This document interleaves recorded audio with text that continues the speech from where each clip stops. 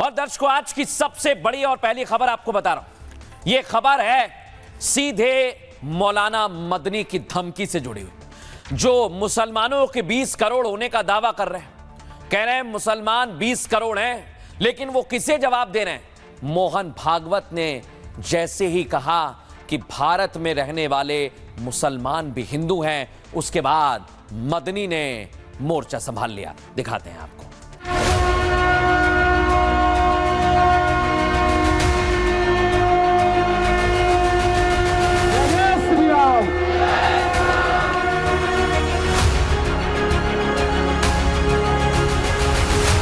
करोड़ मुसलमानों को हिंदू बनाएंगे, ऐसा मालूम होता है कि सिर्फ उन्होंने अपनी माँ का दूध पिया है, किसी और ने नहीं पिया। ऐसी ही सोच वाले लोगों ने इस देश को कमजोर किया है। ऐसे नेताओं की तुलना जो है वो अजमल कसाब जैसे लोगों से करता है। भारत के अंदर सनातन धर्म ही भारत का राष्ट्रीय धर्म है। शिवाजी मुगलों के खिलाफ था, शिव छत्रपति शिवाजी इस्लाम के खिलाफ नहीं था। अब आपको बताएं दर्शकों, ये तो आपने देख लिया कैसे मदनी और कई नेता सामने आ गए, लेकिन ये शुरू क्यों हो रहा है दर्शकों? क्योंकि मोहन भागवत और योगी आदित्यनाथ के बीच मुलाकात और उसके बाद कई नेताओं को मुसलमान वोट बैंक का डर लगने लगा है। लेकिन मुसलमान तो एक कदम आगे चले गए। ये अरशद मदनी वाले मुसलमान हैं दर्शकों, सारे मुसलमानों की बात नहीं कर रहा हूं। अरशद मदनी मुसलमानों को बरगलाने लगे हैं, धमकाने लगे हैं और कह रहे हैं हिंदुओं के खिलाफ हम तैयार हैं। सुनिए जरा कैसी धमकी दे रहे हैं। आज खड़े होकर के कह रहे हैं कि हम 20 करोड़ मुसलमान और 6 करोड़ क्रिश्चियनों को अपने घर वापस लाएंगे। यानी 20 करोड़ मुसलमानों को हिंदू बनाएंगे, 6 करोड़ क्रिश्चियनों को हिंदू बनाएंगे। ऐसा मालूम होता है कि सिर्फ उन्होंने अपनी माँ का दूध पिया है, किसी और ने नहीं पिया। जैसे ही मदनी ने बोला, ओवैसी के पार्टी के नेता सामने आ गए। इनका नाम है इम्तियाज जलील, और ये तो एक कदम आगे बढ़ गए और कैसे आतंकवादियों से तुलना करने लगे। सुनिए जरा। ऐसी ही सोच वाले लोगों ने इस देश को कमजोर किया है। आरएसएस जैसी संगठन का एक बड़ा नेता अगर इस तरह की बात करता है, तो मैं ऐसे नेताओं की तुलना जो है वो अजमल कसाब जैसे लोगों से करता हूं। दर्शकों, ये असद उद्दीन ओवैसी की पार्टी की सोची समझी साजिश है। मैं आपको बता रहा हूं, पहले कुछ दिन पहले ये बयान सामने आया जब अकबर उद्दीन ओवैसी, असद उद्दीन ओवैसी के छोटे भाई ने सीधा चैलेंज किया था योगी आदित्यनाथ को। वो जरा आपको सुनवा देता हूं पहले।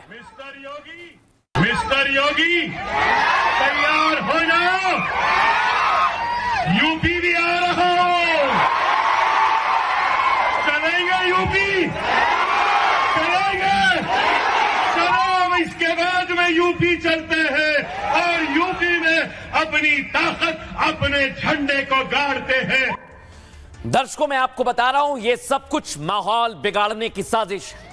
बयान को कोट करके गलत मतलब निकाले गए तो योगी आदित्यनाथ ने फोर्स तैनात कर दी है। अगर उत्तर प्रदेश का माहौल खराब किया तो फिर योगी स्टाइल में एक्शन होगा।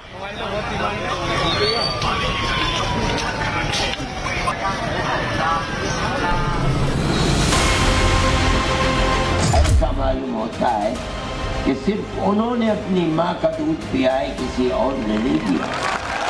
हिंदुत्व की हुंकार भरने वाले योद्धा ने घर वापसी का चैप्टर क्या खोला। मदनी जैसे मौलाना मुसलमानों को कट्टरता का पाठ पढ़ाने लगे, भड़काऊ तकरीर देने लगे, ज्वलंत स्पीच देने लगे।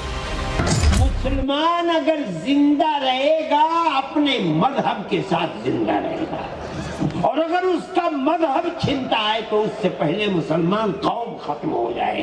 बगैर मजहब के मुसलमान कौम नहीं है। सिर्फ इसलिए क्योंकि मोहन भागवत हिंदू मुसलमान को एक बता रहे हैं, हिंदुओं की घटती आबादी को कंट्रोल करने का प्लान समझा रहे हैं। जो कन्वर्ट हो गए हैं उनकी घर वापसी करवा रहे हैं। भारत में रहने वाले मुस्लिम भी हिंदू हैं, वे कोई अरब से नहीं आए हैं। घर वापसी का काम तेज होना चाहिए। जो लोग हिंदू धर्म में लौटे उनका ध्यान भी हमें रखना होगा।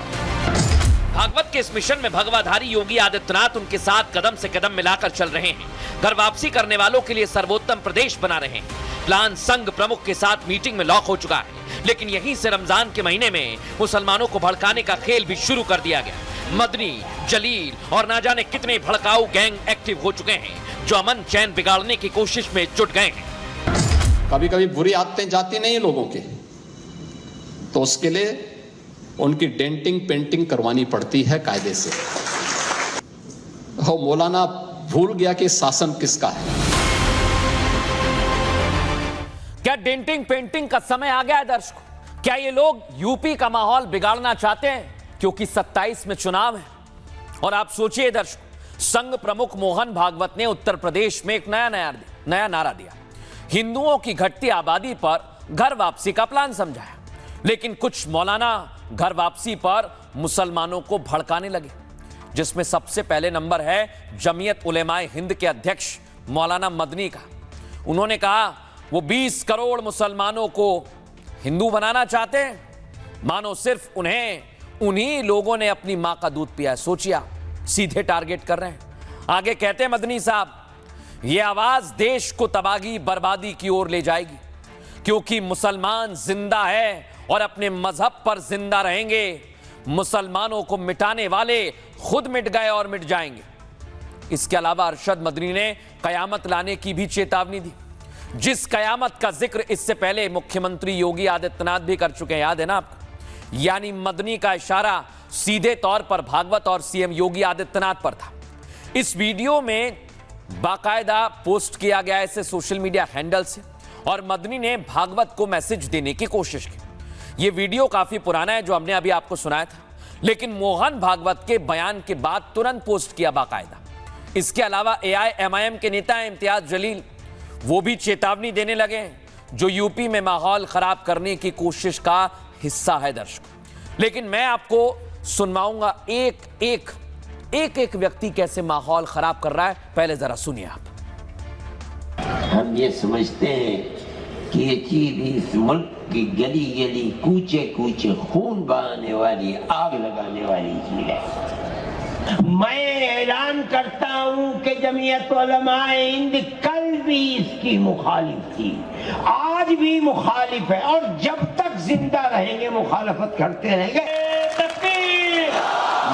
मैं ये बात इसलिए कह रहा हूं, मुसलमान अगर जिंदा रहेगा अपने मजहब के साथ जिंदा रहेगा, और अगर उसका मजहब छिनता है तो उससे पहले मुसलमान कौम खत्म हो जाए। बगैर मजहब के मुसलमान कौम नहीं रहेगी। अब दर्शकों, ये लोग यूपी का माहौल खराब करना चाहते हैं, आप समझिए। इसे मैं आपको बता रहा हूं क्योंकि ऐसे बयानों से मुसलमानों को भड़काना चाहते हैं, और उसमें से एक नाम है, ये आप देख रहे हैं, ये है AIMIM के नेता। कुछ दिन पहले ये मुसलमानों के 3 प्रकार बता रहे थे, जरा सुनवाइए इन्हें क्या कह रहे थे। 3 तरह के मुसलमान होते हैं। एक मुसलमान वो जो जूते चाटने वाला मुसलमान होता है, वो आपको कांग्रेस में मिलेगा साथियों। दूसरा मुसलमान वो जो जूते खाने वाला मुसलमान होता है, वो आपको भारतीय जनता पार्टी में मिलेगा साथियों।